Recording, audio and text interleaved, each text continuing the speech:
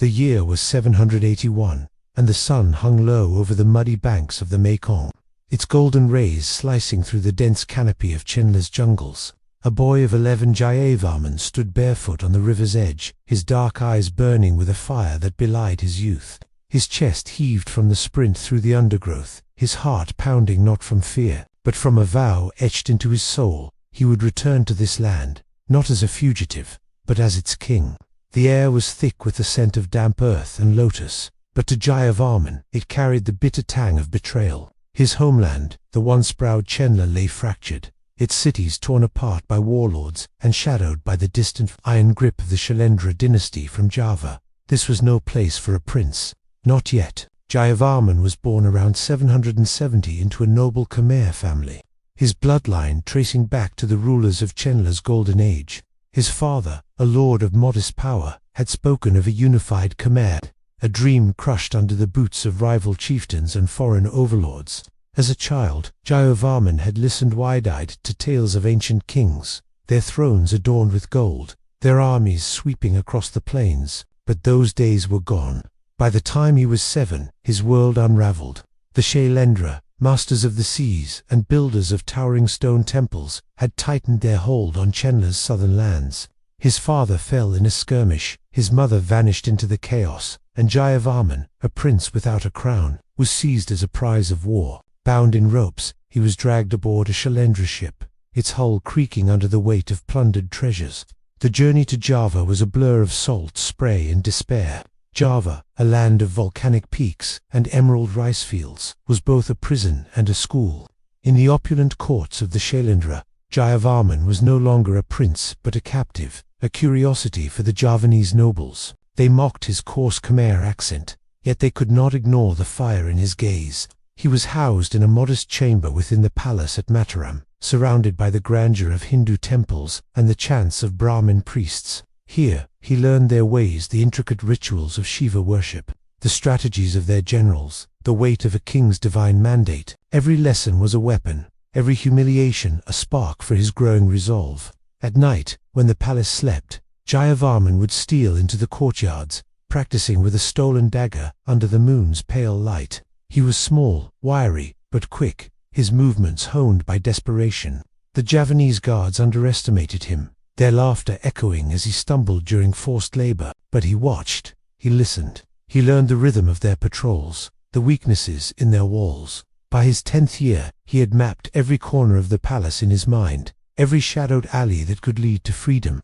His chance came during a festival to honor Vishnu, when the court was drunk on rice wine and the guards distracted by dancers in golden silks. Jayavarman, now 11, slipped through a servant's gate, his heart racing as he melted into the chaos of the night market. The escape was perilous. He navigated Java's jungles, hiding in rice paddies and stealing scraps from villages. His noble upbringing had not prepared him for hunger, for the sting of leeches, or the terror of pursuit. Shailendra trackers hunted him, their dogs baying through the misty dawns. Once, he crouched in a riverbed, mud caking his face as hooves thundered past.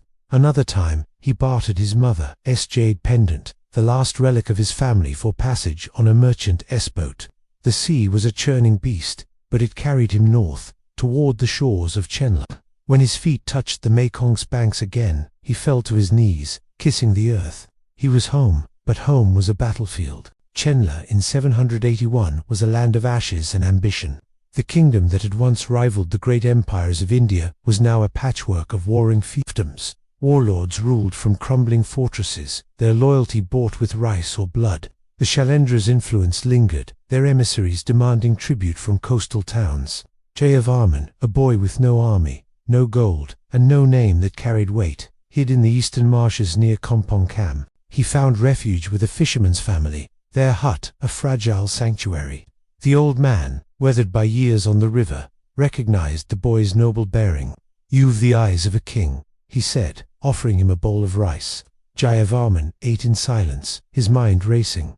A king needed more than eyes. He began to gather men, outcasts, deserters, farmers weary of paying tribute to cruel lords. His first follower was a scarred warrior named Kem, a former soldier who had lost his family to a warlord's raid.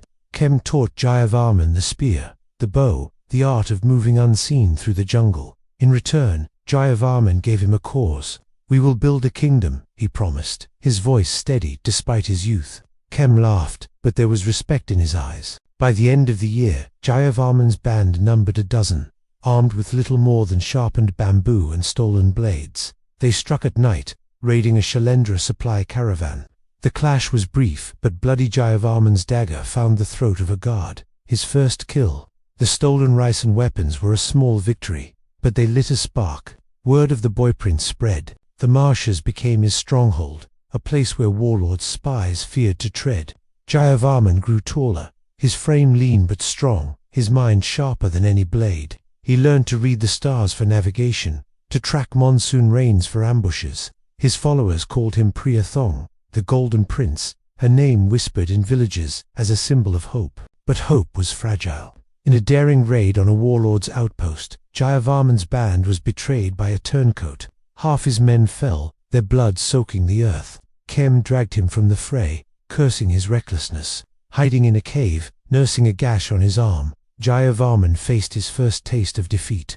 "I am no king," he muttered, staring at the flickering fire. Kem gripped his shoulder. "Not yet, but you will be." The chapter closed with Jayavarman standing atop a hill, overlooking the Mekong's winding path. His band was battered, his dreams bruised, but his resolve unbroken. Chenla's warlords mocked the boy who dared call himself king. The Shailendra's ships loomed on the horizon, their sails like storm clouds. Yet Jayavarman's heart burned brighter than ever. He was no longer the exiled prince, the captive of Java. He was a spark in the darkness, and he would set Chenla ablaze. The year was 790, and the eastern marshes of Chenla pulsed with the hum of cicadas and the weight of impending war. Jayavarman, now 20, stood taller, his frame hardened by years of survival in the wilderness. His eyes, once wide with boyish defiance, now burned with a calculated intensity. The marshes near Kompongkam, with their tangled mangroves and hidden waterways, had become his refuge and his fortress. Here, in the shadows of the Mekong, he was no longer the exiled prince, but a whispered legend, the Priyathong, the Golden Prince. His band of followers, a ragged mix of outcasts and dreamers, had grown to nearly 30, their loyalty forged in blood and hunger. But Chenla remained a fractured land, its people crushed under the heels of warlords and the distant, suffocating grip of the Shailendra dynasty. To become a king, Jayavarman needed more than whispers. He needed fire. The marshes were a harsh teacher. Jayavarman had learned to move like a shadow, to strike and vanish before the enemy could rally. His mentor, Kem, the scarred warrior who had saved him years before, drilled him relentlessly. "A king does not fight for glory," Kem growled, parrying Jayavarman's spear with a flick of his wrist. "He fights to win." Their training grounds were the muddy banks of hidden creeks, where Jayavarman learned to wield a stolen Javanese kris, its curved blade glinting like a serpent's fang. By day, he planned with his men, mapping warlord territories on scraps of bark.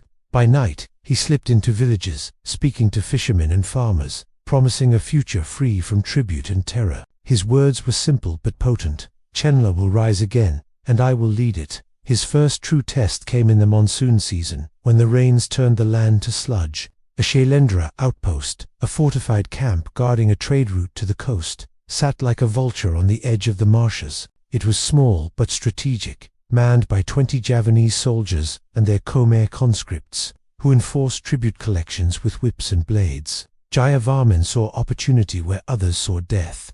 "We take the outpost," he declared to his men, his voice cutting through the patter of rain. Kum's eyes narrowed.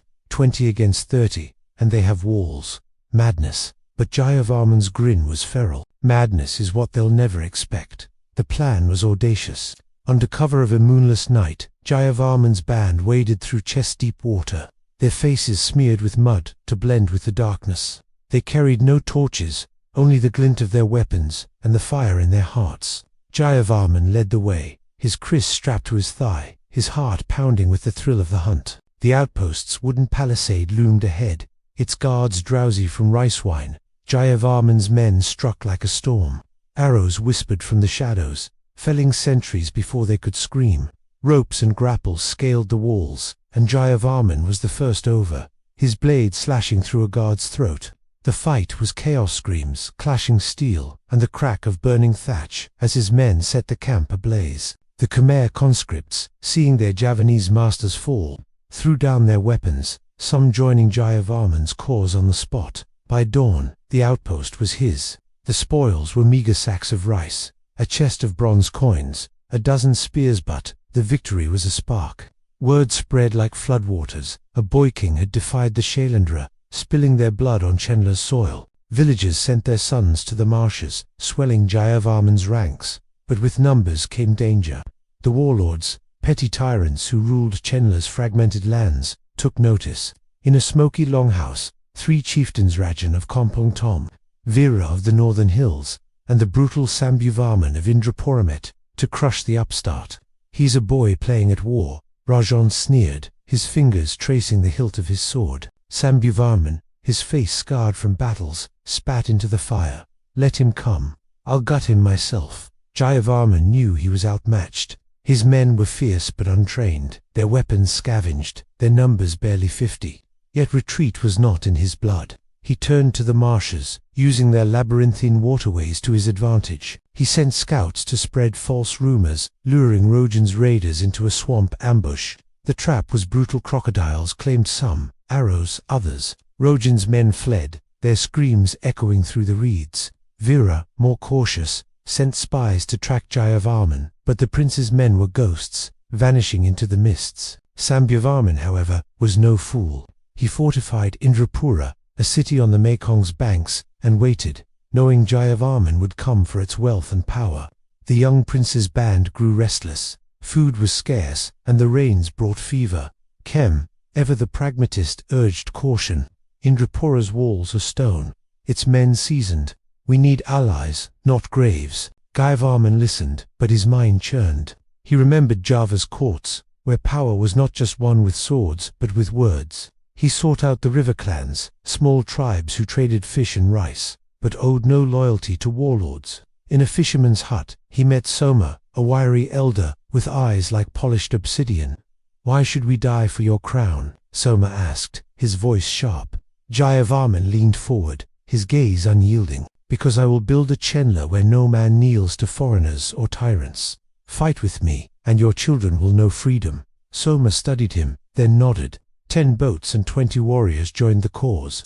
The spark of rebellion grew brighter, but danger loomed. Jayavarman's spies tracked Jayavarman's movements, and a bounty was placed on his head, gold for the prince, dead or alive. One night, as Jayavarman planned by a campfire, an arrow hissed from the darkness, grazing his shoulder. His men sprang into action, cutting down the assassin, but the attack shook them.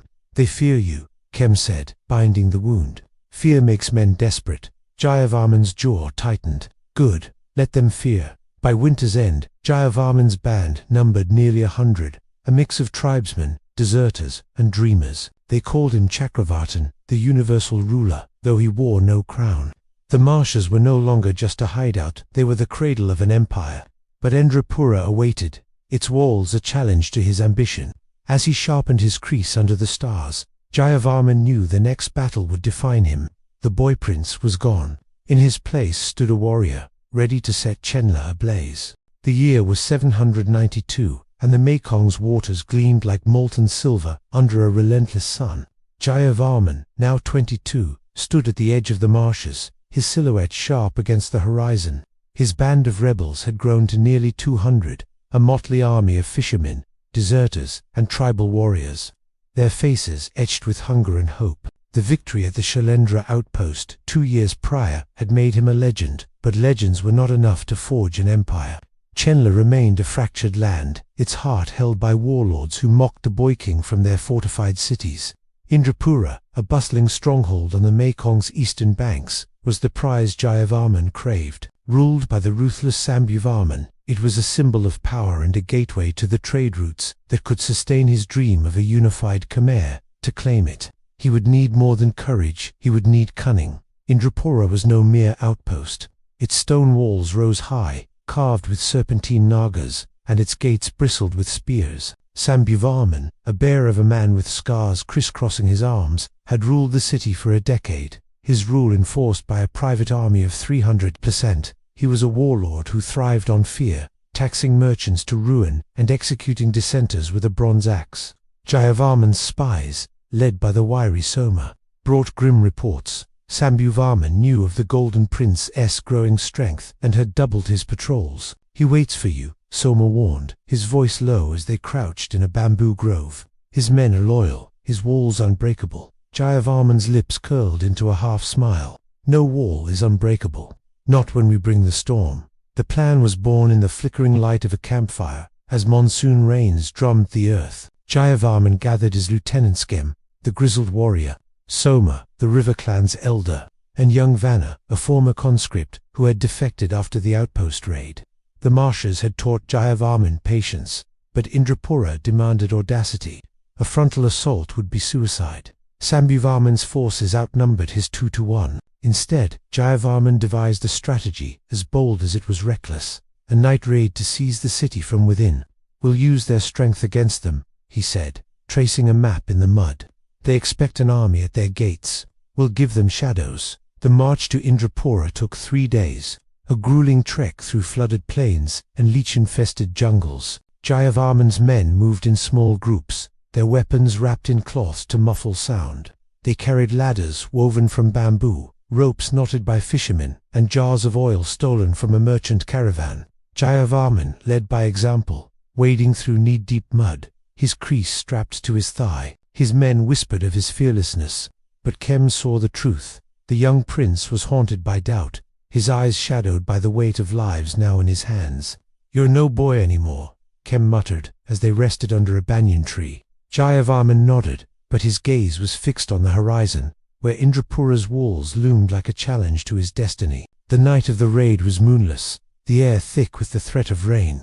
Jayavarman's force split into 3. Soma's river clans would approach by boat, silent as ghosts on the Mekong. Vanna's archers would take the high ground, ready to rain arrows on any alarm. Jayavarman and Kem would lead the main force, scaling the walls under cover of darkness. The prince's heart thundered as they crept toward the city, their footsteps masked by the croaking of frogs. The walls of Indrapura rose before them, black against the starless sky, their tops patrolled by torch-bearing guards. Jayavarman signaled, and his men raised their ladders, each step a prayer to Shiva. The climb was treacherous. One man slipped, his body saved from a fatal fall only by Kam's quick grip. Jayavarman was the first over the wall, his creese gleaming as he dropped silently onto the ramparts. A guard turned, his eyes widening, but Jayavarman's blade was faster, silencing him before he could scream. The others followed, their movements swift and deadly. They fanned out, cutting down sentries with muffled strikes. Below, the city slept, its streets lit by flickering oil lamps. But Shambhuvarman's fortress, at the city's heart, blazed with light. The warlord was awake, feasting with his captains, unaware of the shadows closing in. Soma's boats reached the river gate, their oil jars smashed against the wooden barrier. Flames erupted, drawing Shambhuvarman's guards like moths. Vanna's archers loosed their arrows, felling men as they rushed to douse the fire. Chaos spread, and Jayavarman seized the moment. His force stormed the fortress, their war cries shattering the night. The battle was brutal. Shambhuvarman's men fought like cornered tigers, their swords clashing against bamboo spears. Jayavarman fought at the forefront, his creese a blur as he parried and struck. Blood slicked the stone floors, and the air reeked of smoke and iron. In the great hall, Jayavarman faced Shambhuvarman. The warlord was a giant, his axe gleaming as he roared a challenge. "Boy King, you come to die," he bellowed, swinging his weapon in a deadly arc. Jayavarman dodged his youth and speed, his only advantage. The hall became a battlefield, tables overturned, braziers spilling embers. Shambhuvarman's axe grazed Jayavarman's arm, drawing blood, but the prince's creese found the warlord's thigh, slowing him. The fight was a dance of death, each man testing the other's limits. Finally, Jayavarman fainted, luring Shambhuvarman into a reckless charge. The prince sidestepped, driving his kriss into the warlord's chest. Shambhuvarman fell, his axe clattering to the floor, his eyes wide with disbelief. Dawn broke over Indrapura, its walls scarred but standing. Jayavarman stood atop the fortress, his men chanting his name. The city was his, its granaries and armories now fueling his rebellion. But victory came at a cost. Nearly a third of his men lay dead, their bodies wrapped in cloth for burial. Kem, bloodied but alive, clasped his shoulder. "You've won a city, but not a kingdom," he said. Jayavarman nodded, his gaze sweeping the horizon. The Shailendra would hear of this, and their wrath would follow. Indrapura was a spark, but Chenla demanded a blaze. The year was 794, and the air in Indrapura carried the scent of victory and ash. Jayavarman, now 24, stood on the ramparts of his newly won city, the Mekong's waters glittering below like a ribbon of hope. The fall of Sambhuvarman had made him a king in name, but his grip on Chenla was fragile. Indrapura's stone walls offered safety, but its granaries were half empty, and his army, though loyal, was stretched thin. The warlords of the north and west still defied him, and the Shailendra's shadow loomed across the sea, their spies whispering of vengeance. To forge an empire, Jayavarman needed more than swords, he needed allies, and the northern tribes, fierce and independent, held the key to his ambitions. Among them, a woman named Amrita would change his destiny. The northern tribes, scattered across the hills beyond the Tonal Sap, were a force no warlord had tamed. They controlled vital trade routes to the highlands, where rice, timber, and bronze flowed like lifeblood. Their warriors, clad in buffalo hide and wielding iron-tipped spears, were feared for their ferocity. Jayavarman knew that winning their loyalty could tip the scales of power. His spies spoke of a young chieftain's daughter, Amrita, whose beauty was matched only by her skill in battle. At 20, she led her clan's warriors, her name spoken with awe in the villages. "She's no mere girl," Soma warned, his eyes glinting as he sharpened his knife. "Cross her, and she carve your heart out." Jayavarman smiled. "Then I'll speak to her heart instead." The journey to the northern hills was treacherous. A week-long march through jungles thick with vines and vipers. Jayavarman took only a small retinue, Soma, and 20 trusted men, knowing a large force might provoke the tribes. They traveled light, their weapons hidden under cloaks, posing as traders seeking passage. The hills rose like jagged teeth, their peaks shrouded in mist. At a river crossing, they were ambushed. Arrows hissed from the trees, and Jayavarman's men raised their shields, forming a tight circle. A woman's voice cut through the chaos, sharp as a blade. "Name yourself, or die where you stand." Jayavarman stepped forward, unarmed, his hands raised. "I am Jayavarman, king of Indrapura. I seek Amrita, not war." She emerged from the shadows, her presence electric. Amrita was tall, her dark hair braided with beads, her eyes like storm clouds. She held a spear, its tip gleaming, and her warriors flanked her, their faces painted with ochre. "A king," she said, her voice laced with scorn. "You're a boy with a stolen city. Why should my people care?" Jayavarman met her gaze, unflinching. "Because I dream of a Chenla, free from tyrants and foreigners. Join me, and your people will share that dream." Amrita's eyes narrowed, but she lowered her spear. "Words are cheap.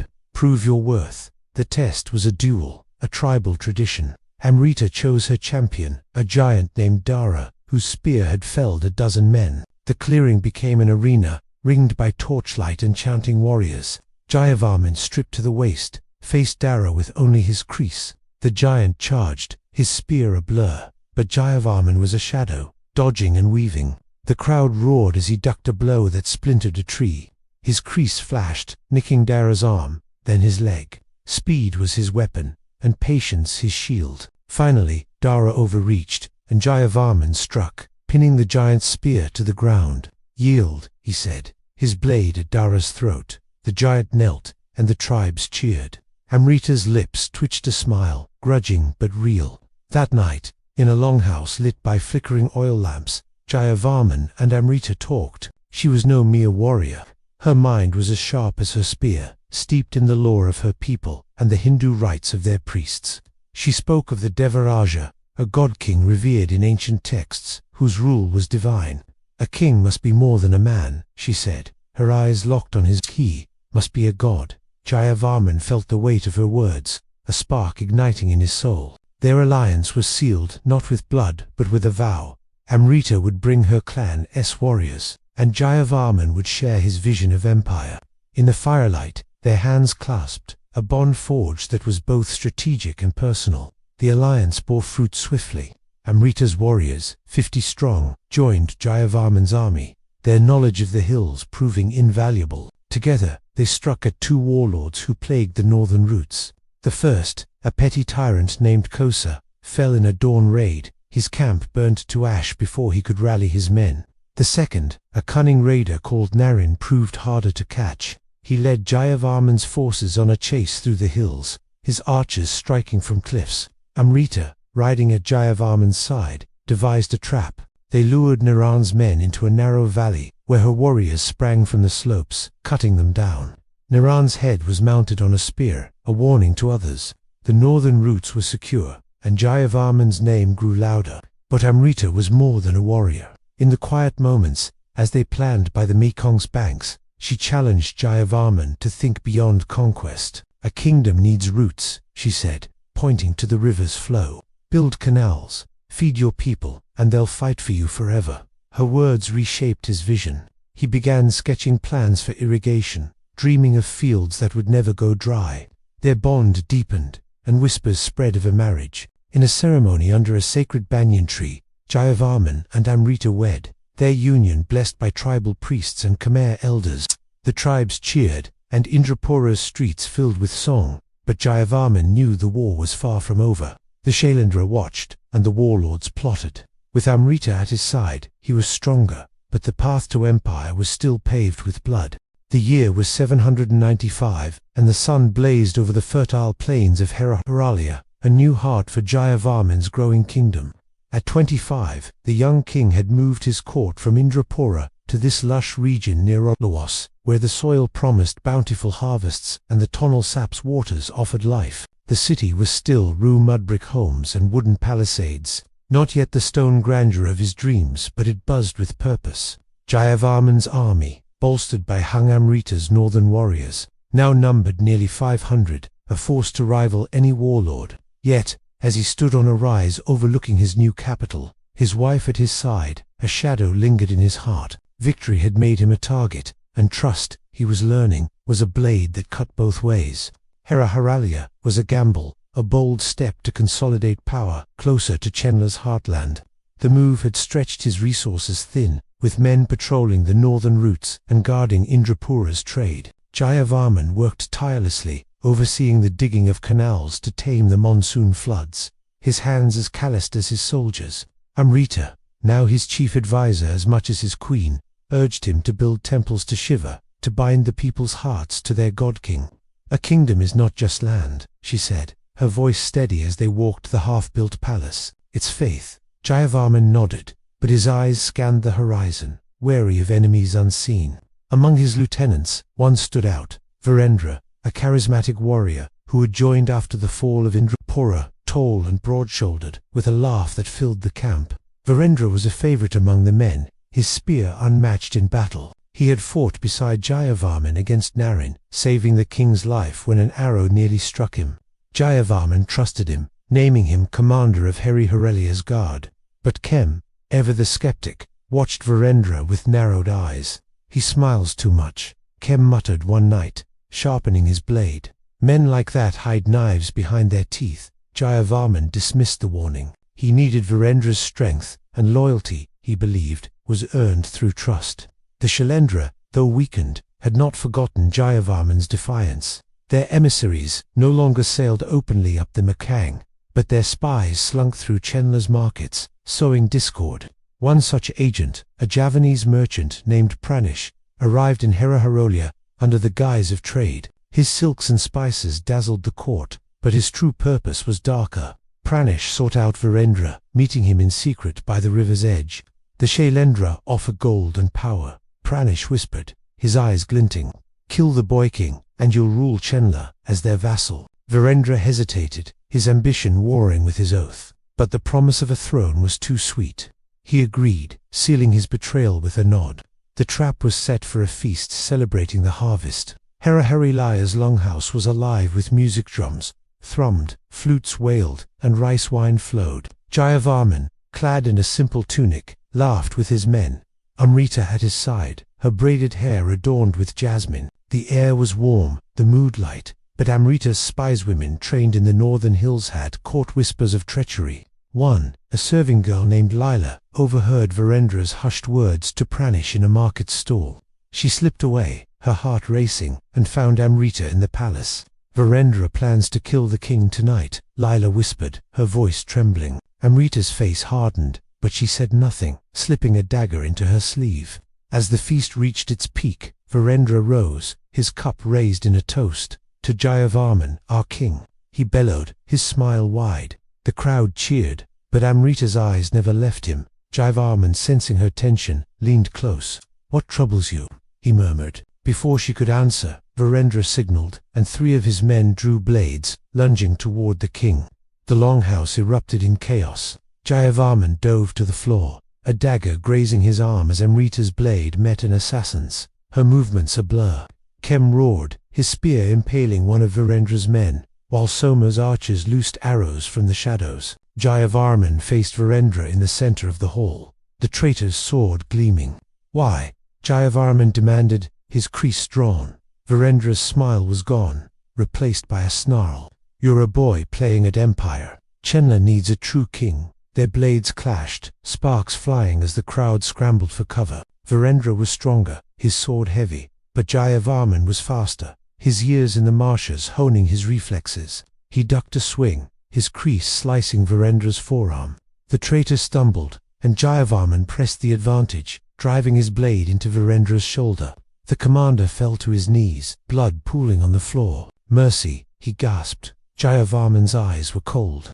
"You betrayed your king. There is no mercy." His kriss found Virendra's heart, and the traitor collapsed, lifeless. The hall fell silent, save for the crackle of torches. Pranish, the Shailendra spy, had fled in the chaos, but Jayavarman's men hunted him down by dawn. His body left for the crocodiles. The betrayal shook Harolia. Jayavarman stood before his people, his arm bandaged, his voice steady but heavy. "Trust is our strength, but it is also our weakness," he said. "Let this be a lesson. We fight for Chenla, not for one man." His men cheered, but the weight of betrayal lingered.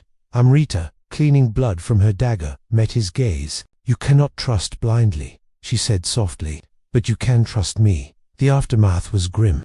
Virendra's loyalists were rooted out, some executed, others banished. Jayavarman doubled the guard, his trust in his men shaken. Kem, ever loyal, took command of the city's defenses, while Amrita's spies became the king's eyes and ears. The betrayal had cost lives, but it forged Jayavarman's resolve. Harolia would not fall, and neither would he. As he stood on the palace steps, watching the sun set over the plains, he knew the Shailendra would strike again. The war for Chenla was far from won, but with Amrita at his side, Jayavarman was ready to face the storm. The year was 802, and the jungles of Chenla thrummed with the weight of destiny. Jayavarman, now 32, stood at the peak of his power, yet he knew a king's strength was fleeting without divine sanction. Harolia, his capital, flourished with new canals and budding temples, but the scars of Virendra's betrayal lingered. The Shailendra's shadow still loomed, their spies whispering of retribution.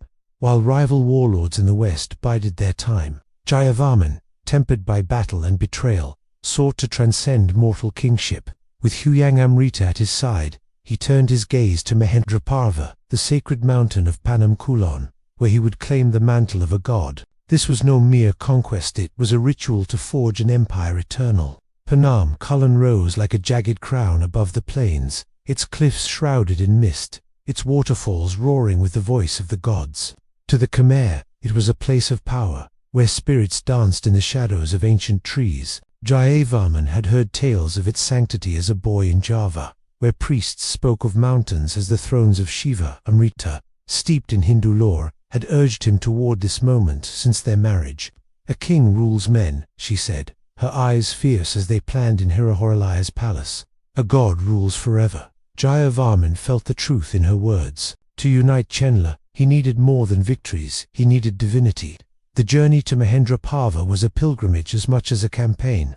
Jayavarman led a retinue of 300 warriors, priests, and loyal retainers like Kem and Salma through jungles thick with vines and the cries of gibbons. The path was treacherous, with narrow trails slick from recent rains and cliffs that plunged into misty gorges. Amrita rode beside him, her spear slung across her back, her presence a steadying force. The men whispered of omens, a white elephant glimpsed in the dawn, a storm that parted as they climbed. Jayavarman felt the weight of their faith, a burden heavier than any crown. At the mountain summit, they found a natural amphitheater, a clearing ringed by stone outcrops and fed by a cascading waterfall. Here, Jayavarman met Hiranyadama, a Brahmin priest whose name meant golden gift. The old man, his beard white as moonlight, had come from the south, his knowledge of Hindu rites unmatched. Amrita had summoned him, knowing his mastery of the Devaraja cult could transform Jayavarman's rule. Hiranyadama's eyes, sharp despite his age, studied the king. To be Devaraja is to wed the divine, he said, his voice like dry leaves. Are you ready to bear that fire? Jayavarman nodded, his heart steady. I was born for it. The ritual was set for the night of the new moon, when the heavens would be dark, and the gods' eyes would turn to earth.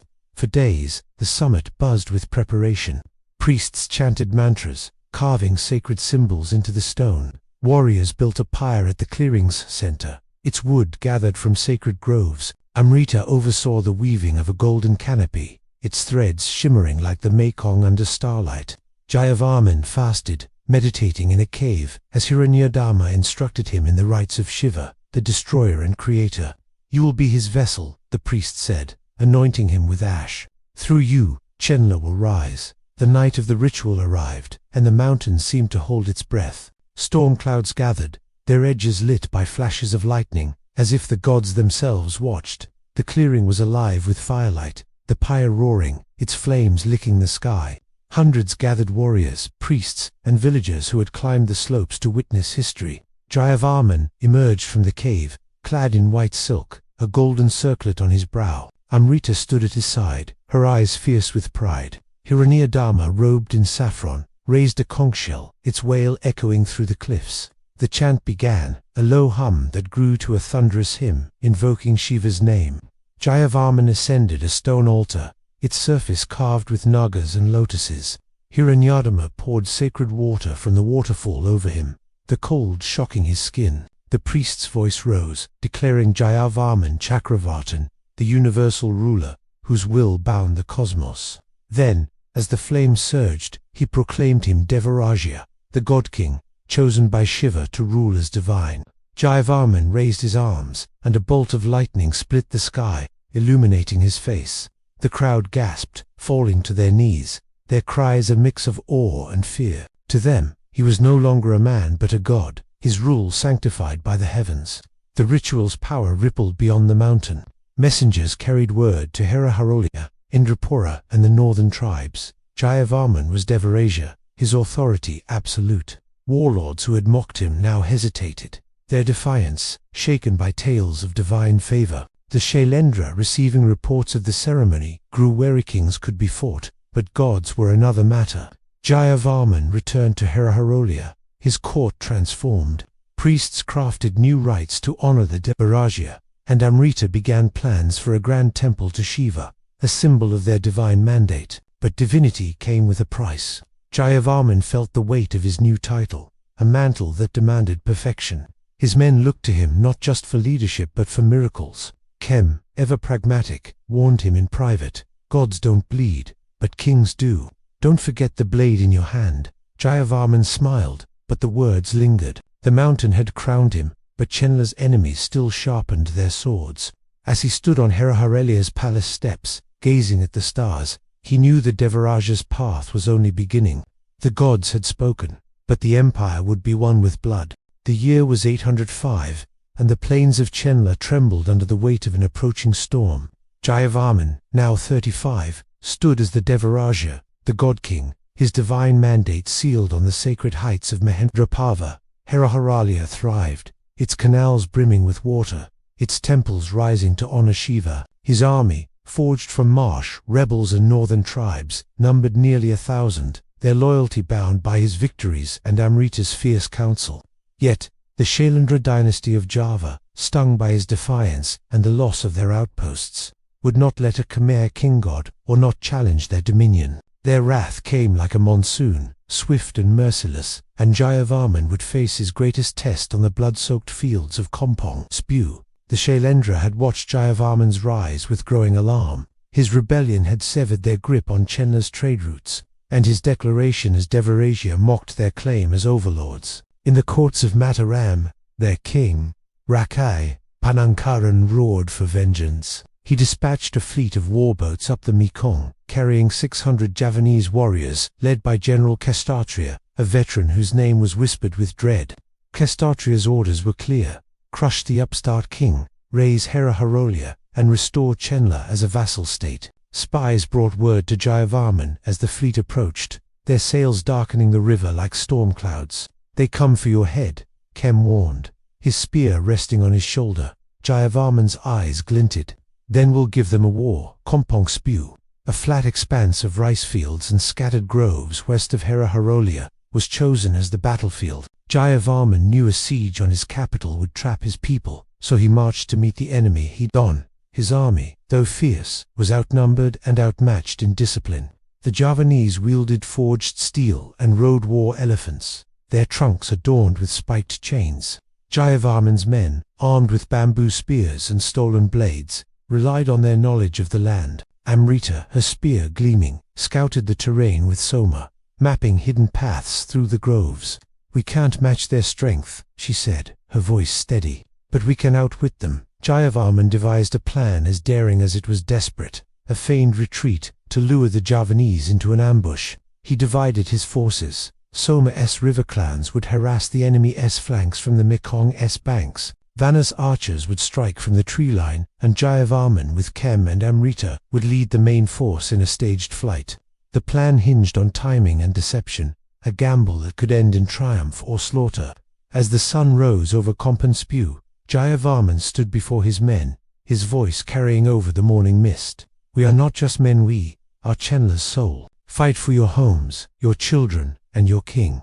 The roar of his army shook the earth. The Javanese arrived at midday, their war drums pounding like a heartbeat.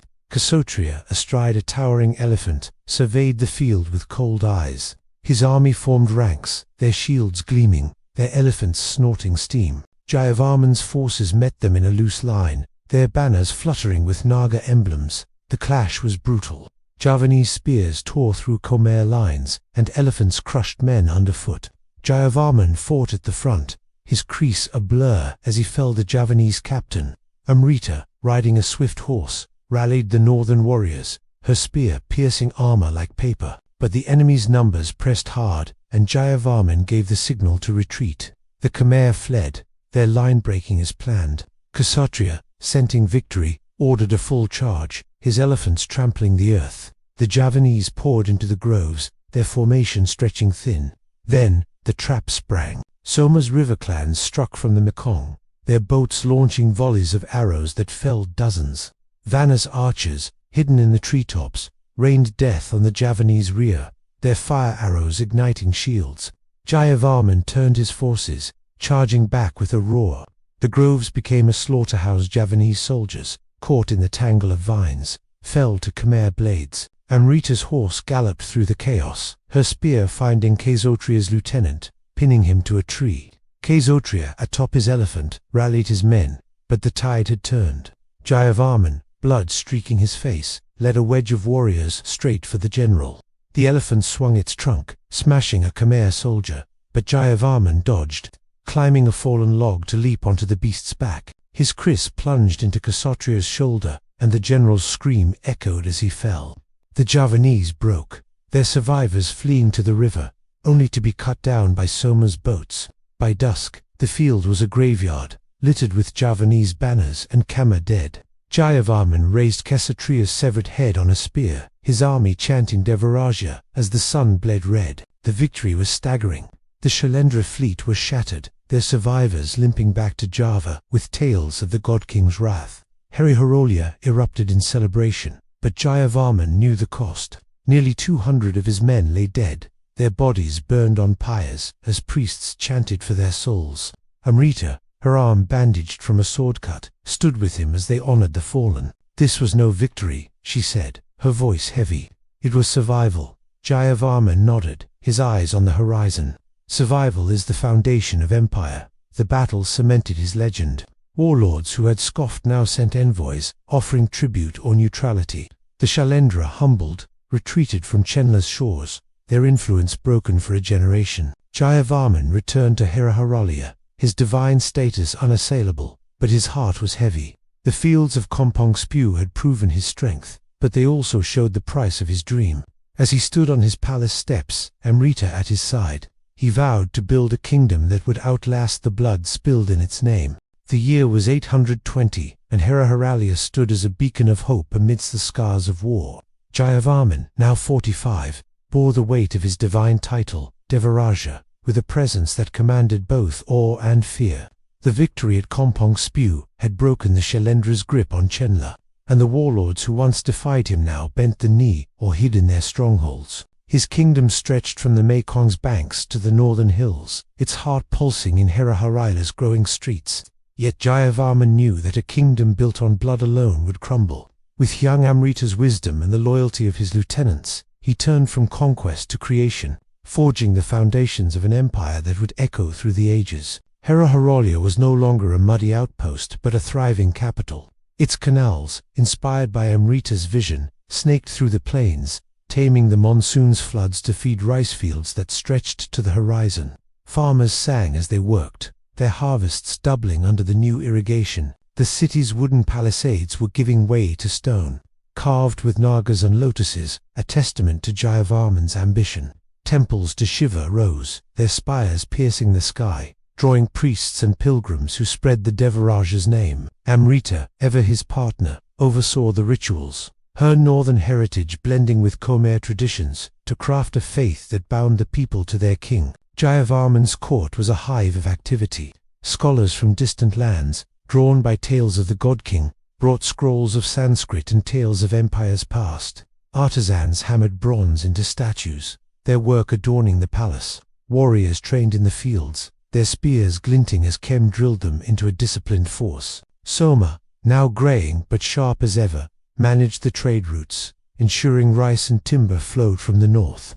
Yet Jayavarman's mind was restless. Conquest unites a people, he told Amrita one evening, standing by a canal as fireflies danced, but only prosperity keeps them. She nodded, her eyes on the water. Then build a legacy that outlives us. His first act was to strengthen the land. The canals, though functional, were prone to collapse in heavy rains. Jayavarman summoned engineers, some trained in Java's courts, to design stronger channels. They worked under the sun's glare, piling stone and earth, their sweat mingling with the mud. By year's end, the canals stretched further, feeding new villages that swore loyalty to the Jayavarman rode among them, his presence a promise of protection. In one village, a farmer's daughter offered him a lotus flower, her eyes wide with reverence. He accepted it, his heart stirred by the faith of his people. The temples were his next focus. Amrita, guided by Hiranyadharma's teachings, insisted that Shiva's worship must anchor the empire. Jayavarman ordered a grand temple built in Heraharalia, its walls etched with scenes of his victories. Artisans labored for months, their chisels shaping stone into divine forms. The temple's consecration was a spectacle. Priests chanted, drums thundered, and Jayavarman, crowned with gold, offered a bull to Shiva's lingam. The crowd, thousands strong, knelt as he emerged, their cries of Devaraja shaking the earth. Amrita, at his side, whispered, "This is your empire's soul." To secure the north, Jayavarman honored his alliance with Amrita's clan. He sent builders to Lobakshot, a fertile valley where her people thrived.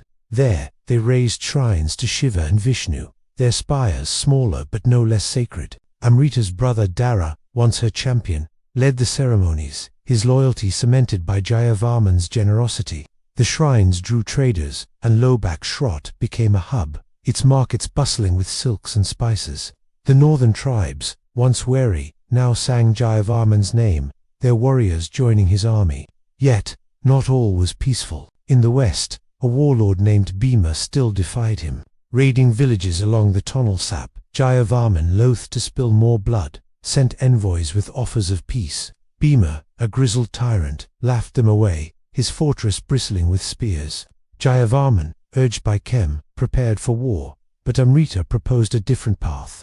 "Show him your strength without a blade," she said. She devised a plan, a grand procession through Bhima's lands, displaying Jayavarman's wealth and power. Hundreds marched warriors in polished armor, priests bearing sacred relics, and elephants draped in gold. Bhima, seeing the display, sent tribute, his defiance crumbling without a fight. The empire grew, but Jayavarman's heart bore scars. The betrayals of Virendra and the losses at Kompong haunted him. He confided in Amrita one night, as they walked the palace gardens. "I am a god to them, but I bleed like a man." She took his hand, her grip firm. "A god king carries both burdens. Let them see your strength, and let me carry your doubts." Her words steadied him, and their bond deepened, a partnership that held the empire together. By 820, Cambodia was no longer a dream but a reality. Its borders stretched from the Mekong to the Tonle Sap, its people fed and faithful.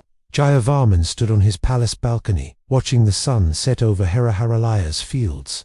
The Shailendra were silent, the warlords subdued, but he knew peace was fragile. The empire was born, but its survival demanded vigilance. With Amrita's wisdom comes steel, and Soma's cunning. Jayavarman vowed to make Cambodia eternal, a name to rival the gods. The year was 840, and the twilight of Jayavarman's reign cast long shadows over Herahalaya. At 70, the Devaraja stood as a colossus, his empire stretching from the Mekong's banks to the northern hills, its canals feeding thousands, its temples gleaming with the glory of Shiva. The victory at Kompong and the submission of warlords like Bhima had cemented his legend, and Cambodia, born from his vision, was a beacon of power in a once fractured Chenla. Yet, time was a foe no god king could conquer. A fever had gripped Jayavarman the previous winter, his body racked with pain for weeks, and though he recovered, the ordeal left him gaunt, his hair streaked with grey. Whispers of succession stirred in the court, and the shadow of mortality loomed, threatening to unravel the empire he had built. With young Amrita at his side, Jayavarman faced his greatest challenge, to secure a legacy that would outlast his flesh. Herahalaya was a city transformed. Its stone walls rivaled those of Java's palaces, and its markets bustled with traders from as far as India. The great temple to Shiva, completed a decade earlier, drew pilgrims who knelt before the Devaraja's image, carved in sandstone as a god among men. Jayavarman's army, now 2,000 strong, patrolled the borders, while Amrita's irrigation systems ensured harvests that fed both city and countryside. Kem, his grizzled commander, trained new warriors, and Soma, now an elder, oversaw trade routes that brought bronze and silk to the capital. Yet, beneath the prosperity, cracks appeared. Young nobles, ambitious and restless, questioned whether an aging king could hold the empire together. Whispers of rebellion grew, and Jayavarman's spies led by Amrita's loyal Leela brought troubling reports of secret meetings in the shadows. The fever had been a warning. It struck during a monsoon, confining Jayavarman to his palace as priests burned incense and chanted for his recovery. Amrita never left his side, her hands cooling his brow with river water, her voice steady as she read from sacred texts. "You are Devaraja," she said, her eyes fierce. "The gods will not take you yet." But the ordeal shook the court. Some nobles, sensing weakness, began to rally around Jayavarman's nephew, Jayavarman III. A quiet but capable warrior in his 30s. Others, led by a cunning lord named Ravindra, plotted to seize power for themselves. Ravindra, a distant cousin with a honeyed tongue, spoke openly of new blood for Cambodia, his words sowing doubt in the halls. Jayavarman, though weakened, was no fool. He summoned his council to the great hall, its walls adorned with carvings of his victories. The air was heavy with tension as he stood, leaning on a staff carved with nagas, his presence still commanding. "I hear whispers of succession," he said, his voice low but sharp. "Speak now, or let your silence bind you to me." The room fell still. Jayavarman, seated near Amrita, bowed his head, affirming his loyalty. Ravindra, however, smiled thinly. "We seek only Cambodia's strength, my king," he said, his words smooth as oil. Jayavarman's eyes narrowed, but he let the moment pass. He knew force alone would not quell dissent. He needed to unite his people in a vision greater than himself.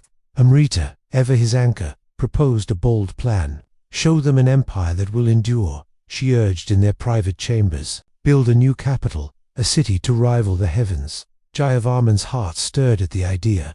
He envisioned a grand city north of the Tonle Sap, near the sacred slopes of Mahendraparva, where he had been crowned Devaraja. It would be called Angkor, a name to echo through time. He gathered his engineers and priests, sketching plans for a city of stone temples, vast reservoirs, and avenues lined with statues. The project would take decades, perhaps outliving him, but it would bind his people to a shared destiny. Angkor will be our soul, he told Amrita, his voice alight with purpose. The court, however, was a battlefield of ambition. Ravindra's faction grew bolder, spreading rumors that Jayavarman's fever had weakened his mind.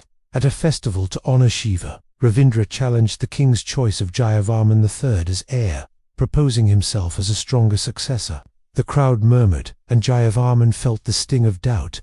He called a council under the great banyan tree, where he had wed Amrita years before. Flanked by Kem and Soma, he faced his nobles, his voice like thunder. "Kambuya is not a prize to be claimed," he said, his eyes locking on Ravindra. "It is a dream I forged in blood. Jayavarman III will carry it, as I have." He raised his staff, and the crowd cheered. But Ravindra's smile did not waver. The threat remained. Amrita's spies uncovered Ravindra's next move, a plot to poison the king's rice. Laila, now a seasoned operative, infiltrated Ravindra's household, posing as a servant. She overheard his plans and slipped a warning to Amrita under cover of night. The queen acted swiftly, replacing the tainted rice with a fresh batch. At a feast, Jayavarman ate without fear, his gaze fixed on Ravindra, who paled as the king showed no signs of illness. The next day, Ravindra's conspirators were seized, their confessions extracted under Kum's blade. Ravindra himself fled, but Soma's trackers hunted him down in the jungles, his body left for the vultures. The court fell silent, and Jayavarman III knelt before his uncle, his loyalty sealed. The crisis passed, but Jayavarman felt time slipping away.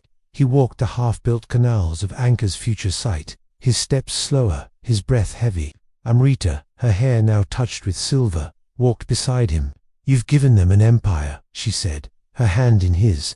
"Now give them a future." He named Jayavarman III his heir in a grand ceremony, the priests anointing him under Shiva's gaze. The empire cheered, but Jayavarman knew his work was unfinished. Angkor's stones were yet to rise, and enemies still lurked beyond the borders. As he stood under the stars, the shadow of mortality loomed, but his dream burned brighter than ever. The year was 850, and the sun dipped low over Heralia, casting a golden glow across the city that Jayavarman had forged from blood and vision. At 80, the Devarajya stood as a living legend, his empire a tapestry of canals, temples, and loyal tribes stretching from the Mekong to the Tonle Sap. The scars of battles Kompong Spew, Endrapura, and countless others marked his body, but his eyes still burned with the fire of a young prince who had defied empires. Yet, time was an enemy no god could outrun. His steps were slow, his breath labored, and the weight of mortality pressed heavy on his shoulders. With Huang Amrita at his side, Jayavarman faced his final act, to ensure Kambuya's dream would endure beyond his life, a legacy etched in stone and spirit. Heralia was a marvel, its stone walls gleaming with carvings of nagas and gods, its markets alive with the chatter of traders from distant lands. The great temple to Shiva, its spire piercing the heavens, stood as a testament to Jayavarman's divine mandate. His canals fed fields that bloomed year-round, and his army, now 3,000 strong, kept the borders secure. Amrita's shrines at Lobak, Shrot drew pilgrims, their offerings strengthening the northern tribe's loyalty. Kem, grizzled and loyal, patrolled the city, while Soma, now frail but sharp, ensured trade flowed like the Mekong itself. Yet, the court buzzed with unease. Jayavarman's health was failing, and whispers of succession grew louder. Despite his naming of Jayavarman III as heir, the old king felt the end approaching. A cough had settled in his chest, persistent and deep, and even Amrita's remedies, herbs and prayers could not drive it away. She remained his rock, her silver-streaked hair framing a face still fierce with love and resolve. "You are Devaraja," she told him one evening, as they sat in the palace garden, lotus blooms floating on a pond. "Your spirit will live in Kambuya's stones." Jayavarman squeezed her hand, his voice soft. "I built for them, not for me. But I fear it's not enough." His dream of Angkor, the grand city north of the Tonle Sap, was still a vision, its foundations laid, but its temples unfinished. He needed one final act to bind his people to that dream. He summoned his court to the great hall, its air thick with incense and tension. Nobles, priests, and warriors filled the space, their eyes on the king who had become a god. Jayavarman III stood at his side, his nephew's quiet strength a mirror of the young Prince Jayavarman had once been. Amrita, regal in silk, watched the crowd, her spies led by Leela ready to root out any dissent. Jayavarman rose, his staff steadying him, his voice carrying the weight of decades. "I am your Devaraja, chosen by Shiva to forge Kambuya," he said, his gaze sweeping the hall. "But an empire is not one man. It is you, your fields, your faith, your blood. Carry my dream, and let Angkor rise as our eternal heart." The crowd roared, but a few faces young nobles hungry for power remained cold. Jayavarman sensed their ambition, echoes of Ravindra's betrayal years before. He acted swiftly, ordering Kem to strengthen the city's guard and Soma to secure the trade routes. Amrita's spies fanned out, quelling whispers of rebellion before they could take root. To cement his legacy, Jayavarman announced a final pilgrimage to Mahendraparva, where he had been crowned ever. "We will honor Shiva there," he declared, "and bind Kambuya's soul to Angkor's future." The court cheered, but Amrita's eyes held worry. "You are weak," she whispered later. "Let me go in your place." He shook his head. The people must see their king. The journey to Panam Kulan was grueling. Jayavarman rode in a palanquin, his body frail but his spirit unyielding. Amrita and Jayavarman III rode beside him, their presence a shield against the whispers of dissent. The mountain, still sacred, greeted them with roaring waterfalls and mist-shrouded cliffs. Priests, led by a successor to Hiranyudharma, prepared a ritual to reaffirm the Devaraja's bond with Shiva.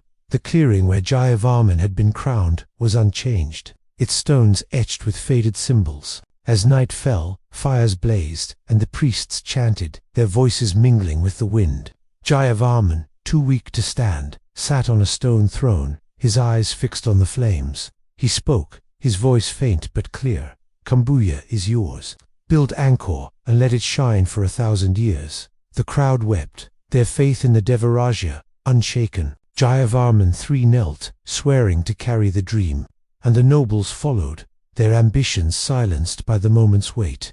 Amrita, tears in her eyes, held Jayavarman's hand, her strength anchoring him. The ritual ended with a thunderclap, as if Shiva himself blessed the vow. The return to Heraharalya was somber, Jayavarman's palanquin swaying under the stars. That night, in the palace, he slipped away quietly, his breath fading as Amrita held him.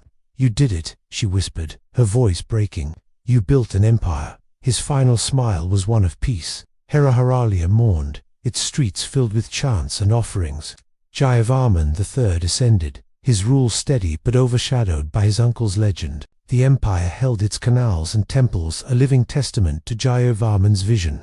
On Panam Kulan, priests carved his name into stone, and tales of the Devaraja spread, inspiring kings for centuries. Angkor would rise, its spires later crowned by Angkor Watful filling his dream.